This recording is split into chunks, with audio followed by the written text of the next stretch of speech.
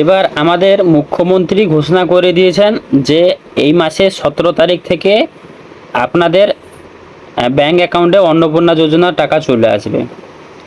তো কিভাবে শুভেন্দু অধিকারীজি ঘোষণা করেছেন, সংবাদ মাধ্যমে যেহেতু ঘোষণা করেছেন, চলুন আগে সংবাদ মাধ্যমের কথাটা শুনে নিই, তারপরে আলোচনা করব। 17 আগস্ট থেকে আমরা 3000 টাকা করে ভেরিফাইড লোকেদেরকে, মহিলাদেরকে অ্যাকাউন্টে পাঠাবো। যেহেতু সংবাদ মাধ্যমে রয়েছি, তো অনেকেই করবেন তো এটাই বলতে চাইছে যে তারা অন্নপূর্ণা যোজনা অ্যাপ্লাই করেছে, কিন্তু যারা লক্ষ্মী ভান্ডার পেতো, তো তারা উপযুক্ত বলেই মনে করে যে তাদের লক্ষ্মীর ভান্ডার কারা পেত? মানে যে সমস্ত সাধারণ মহিলারা যারা পেতেন লক্ষ্মীর ভান্ডার, যে পুরুষরা পেত তাদের কি হবে? হ্যাঁ সেটা তো বটে, সেটা আমরা বলেছি, যেটা আমরা সেটাই, যেটা বাংলাদেশে অবৈধ অনুপ্রবেশ। আপনার কথাই আমরা অবশ্যই বলি, যখনই আমরা জানাই আমরা বলি যে ভেরিফিকেশন চলছে। মমতা ব্যানার্জি কি করেছিল একটু শুনবেন নাকি? হ্যাঁ 100 বার নিশ্চিত লিখুন, লিখছেন 2021 এগুলো থাক, মেন কথাগুলো আমি শুনি। সেপ্টেম্বর 2021 ভেরিফিকেশন করা হয়েছে। প্রথম অনলাইন অফলাইনে আবেদন নেওয়া হয়েছে। অফলাইনে যাদের আবেদন নেওয়া হয়েছে তাদেরকে পোর্টালে আপলোড করার কাজ হচ্ছে। ভেরিফিকেশন করা হয়েছে। প্রথম যেহেতু আমরা জুনে লঞ্চিং করব বলেছিলাম, 28 লক্ষ লোককে এখান থেকে দিয়েছিলাম।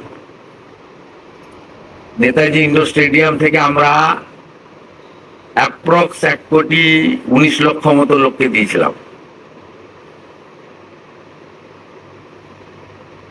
তারপরেও আমরা আবেদন নিয়েছি 31শে জুলাই পর্যন্ত।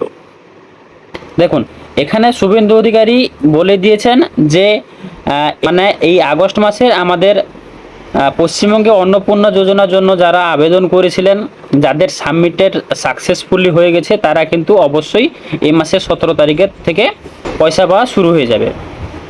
কিন্তু যাদের যাদের এখনও ইনকোয়ারিতে আছে, আন্ডার ইনকোয়ারিতে আছে, কিংবা অন্যান্য প্রসেসে আছে, কিংবা ফাইল রিজেক্ট হয়েছে, তারা আরেকবার প্রসেস করুন। আপনাদের এলাকায় গিয়ে, আপনাদের বিডিও অফিসে গিয়ে যোগাযোগ করুন। সেখান থেকে আপনারা জানতে পারবেন কিভাবে আপনি আপনার অন্নপূর্ণা যোজনাটাকে ভেরিফাই করাবেন। সেই বিষয়ে আপনি আপনার এলাকার বিডিওতে গিয়ে যোগাযোগ করুন, এবং আপনি অবশ্যই ট্রাই করুন যাতে আপনার সমস্ত ডাটা ঠিকঠাকভাবে সরকারের কাছে পৌঁছে দেওয়ার জন্য। কারণ এখানে এই আলোচনায় শুভেন্দু অধিকারীজি ঘোষণা করেছেন কোনো অবৈধকে 1 টাকাও দেবেন না। আপনি যদি অবৈধভাবে কিংবা ভুলভাল তথ্য দিয়ে যদি অন্নপূর্ণা যোজনার ফর্মটি ফিল আপ করে থাকেন, তাহলে কিন্তু অন্নপূর্ণা যোজনার টাকা কিন্তু আপনারা পাবেন না। তো সেই বিষয়ে আপনাদের অবশ্যই ধ্যান রাখতে হবে।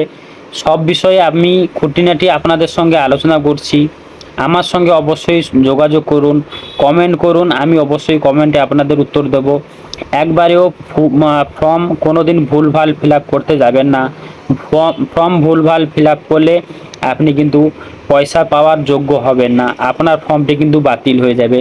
আগে অবশ্যই তিনি ভেরিফাই করবেন, ভেরিফাই করার পরে তাদেরকে পয়সা দেওয়া হবে। যেহেতু এর আগের মুখ্যমন্ত্রী যে ভুলগুলো করেছেন, এখনকার মুখ্যমন্ত্রী কিন্তু সেই ভুলগুলো করতে নারাজ।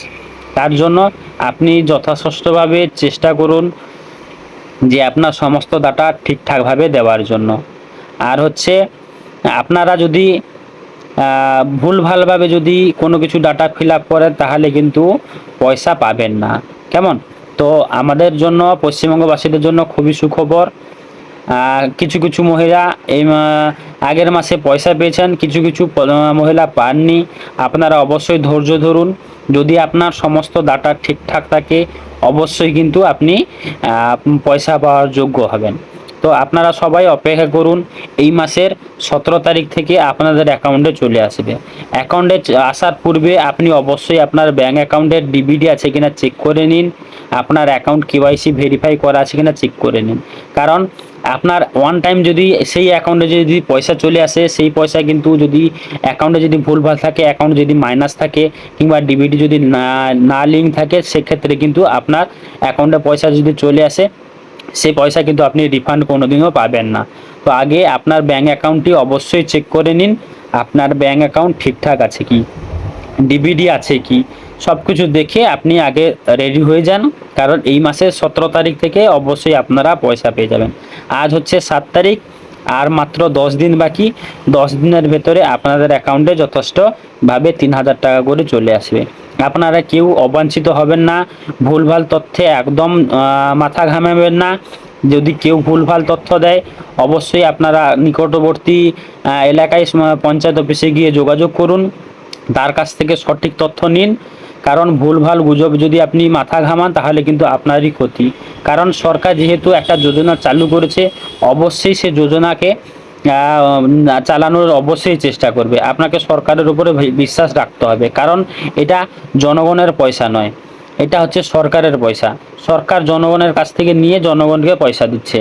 তো সেই ক্ষেত্রে আপনাদের কিন্তু অবশ্যই অপেক্ষা করতে হবে, কারণ শুভেন্দু অধিকারী প্রথম থেকে বলেছেন জিরো টলারেন্স, কোনো কিছু ভুলভাল করবেন না, কেমন? তো আর বেশি কিছু বলার নেই। আমার ভিডিওটি, আমার বক্তব্য আজকের জন্য এতটুকু। দেখা হবে আবার নেক্সট পরবর্তী একটি ভালো ভিডিও নিয়ে। ধন্যবাদ।